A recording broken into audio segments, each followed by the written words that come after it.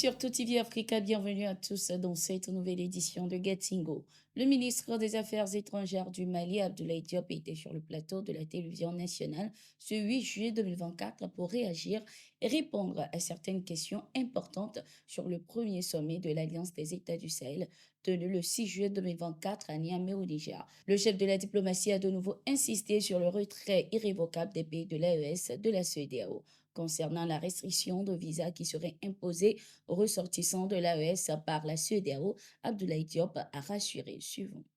Des informations font état d'imposition de visa aux ressortissants de l'AES dans l'espace CEDEAO.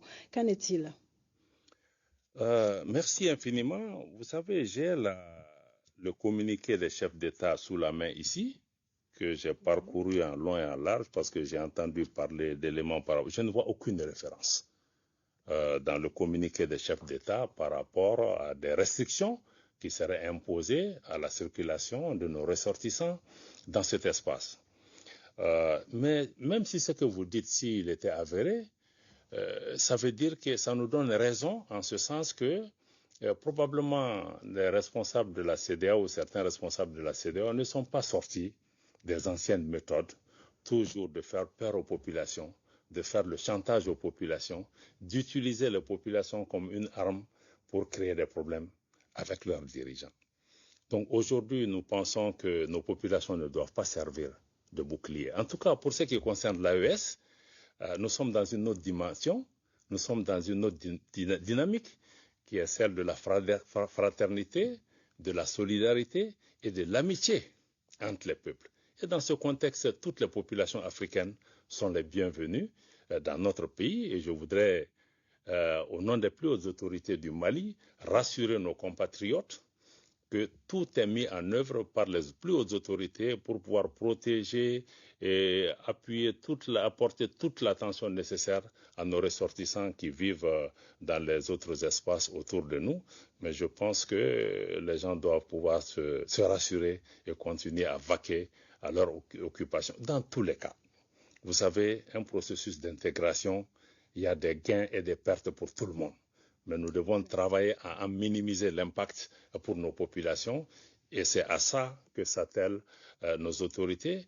Mais il faut aussi qu'on comprenne que le chemin qu'on a pris est un chemin difficile, qu'il y a des conséquences, il y a des difficultés, mais tout est fonction de l'objectif que nous recherchons. Certains résultats ont pu être atteints grâce au sacrifice des Maliens. Qui aurait cru que le Mali aurait pu atteindre ses résultats sur le plan sécuritaire avec ses propres moyens face à des puissances qui ont été là avec des milliards de dollars investis pendant 10 ans qui n'ont pas donné de résultats. Donc dans le cadre de l'AES aussi, parions que nous allons pouvoir, avec nos maigres moyens, avec vraiment une volonté forte, pouvoir exploiter d'abord l'homme sahélien dans le cadre de cette confédération pour pouvoir donner une autre alternative, mais qui soit quelque chose de concret. Pas un rêve qu'on vend aux gens, mais quelque chose de concret et dont nos citoyens commenceront à voir le bénéfice à court, moyen et long terme. L'ancien ministre Maître Mohamed Bathily est placé sous mandat de dépôt ce 8 juillet 2024. Il avait été interpellé le 20 juin avec 10 autres leaders politiques lors de leur réunion, mais avait été relâché à cause de son immunité d'avocat. Maître Bathily avait profité de l'article 6 du règlement de l'UEMOA régissant la profession d'avocat qui stipule, je cite, « Les avocats, dans l'exercice de leur profession, bénéficient de l'immunité de parole et d'écrit. Ils ne peuvent être entendus, arrêtés ou détenus sans ordre du procureur général près de la cour d'appel ou du président de la chambre d'accusation, le bâtonnier préalablement consulté. » Fin de citation. Cependant, il a été interpellé de nouveau ce 5 juillet 2024. Le procureur général près de la cour d'appel de Bamako a donné l'ordre de poursuite contre lui dans le cadre de l'instruction du dossier des dirigeants politiques. Ceci après avoir informé le bâtonnier de l'ordre des avocats. Il a été arrêté et incarcéré à la maison d'arrêt de Bamako. Maître Bathily et les 10 autres leaders politiques sont poursuivis pour tentative de déstabilisation, atteinte à la sûreté de l'État et trouble à l'ordre public. Ces leaders politiques tenaient une réunion privée chez Mustapha Diko à Boko Diko Roni, alors que les activités des associations et partis politiques sont suspendues dans le pays. Les détenus attendent maintenant leur procès dont la date n'a pas encore été fixée. Toujours avec le Mali, le verdict vient de tomber. Boubacar Traoré, proche de Choguel Kokala Maïga, est condamné à 1 an de prison. Le président de la fraction M5 RFP avait été placé en détention le 28 mai pour avoir signé un mémorandum qui critique les autorités militaires. Boubacar Traoré a été condamné par le pôle de lutte contre la cybercriminalité du tribunal de Bamako pour atteinte au crédit de l'État, diffusion de propos mensongers de nature à perturber la paix publique et outrage à un magistrat. Son avocat a soutenu que le mémorandum signé par son client en mai dernier n'était pas un pamphlet contre les autorités militaires, mais un recueil d'idées signé au nom de son mouvement visant à dresser un bilan des réussites et des échecs depuis la rectification de la transition. Le Premier ministre, de son côté, avait endossé le contenu du document incriminé. Choguel Kokala Maïga a défendu personnellement son collaborateur, affirmant, je cite, personne ne peut dire qu'il y a un point là-dedans qui est faux. Fin de citation. L'arrestation et la condamnation de Boubacar Karamoko Traoré ont ravivé les rumeurs d'une tension entre le pouvoir et Choguel Kokala Maïga. Les regards se tournent désormais vers lui pour une décision ou déclaration par rapport à la condamnation de son collaborateur. Détenu depuis 2022 à la prison d'Ovengazem à Mongomo, en Guinée équatoriale, sans jugement, Ruben Mai Nsoué Mang, pasteur et ancien ministre de la Justice, a été libéré. Ceci après la publication d'un décret de grâce présidentielle ce 5 juillet 2024.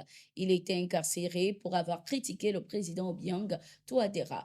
Ruben Mai Nsoué Mang avait dénoncé dans un enregistrement audio devenu viral sur WhatsApp la gestion du pays par Obiang qu'il qualifiait notamment de démon séquestrant son peuple, tout en l'appelant à un dialogue national. Après la libération de l'ancien ministre, les ONG internationales ont appelé également à la libération d'autres détenus politiques. Ruben est déjà libre. Nous exprimons notre satisfaction et notre joie que quelques-uns de nos citoyens recouvrent leur liberté grâce à cette grâce présidentielle. Nous demandons en même temps au président de gracier d'autres prisonniers politiques et défenseurs de droits de l'homme comme Anacleto Micha pour désengorger les prisons du pays qui sont saturées, a indiqué Joaquin Elo Aito, coordinateur de l'Organisation de défense des droits humains Somos Plus. Au Burkina Faso, les forces de défense et de sécurité ont déjoué une attaque d'envergure à Dibo ce 6 juillet 2024. Ces assaillants avaient prévu de lancer un assaut dans cette ville. Une attaque vigoureuse déjouée grâce à la vigilance des forces armées. Également, ce 8 juillet, les recherches des forces combattantes ont permis de découvrir une grande base à Zanzaka, dans la boucle du Moumoun, où étaient camouflés des terroristes sous de grands arbres. Les combattants des airs lancent l'attaque en frappant premièrement un groupe rassemblé sous un arbre avec leurs engins. Les opérateurs aériens vont ensuite multiplier les frappes contre ces terroristes qui tentaient de s'échapper. Plusieurs d'entre eux ont été neutralisés et leur matériel récupéré lors de ces différentes opérations. Nous sommes arrivés à la fin de cette édition. Merci d'être resté avec nous. Nous sommes en continu sur nos différentes plateformes.